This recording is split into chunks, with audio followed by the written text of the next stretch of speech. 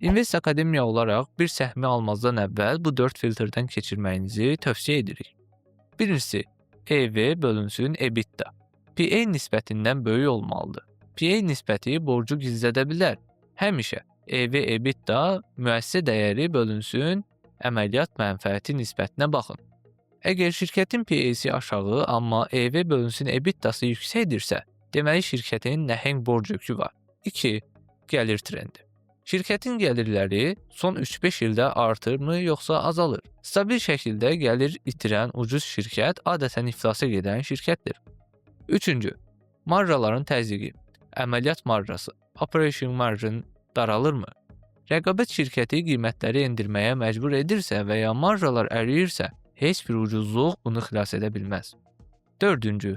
Insider ticarəti. Şirkətin rəhbərləri, CEO-su, CFO-su öz səhmlərini alırlarmı? Əgər səhm bu qədər ucuzdursa, niyə daxilindəki insanlar onu almır?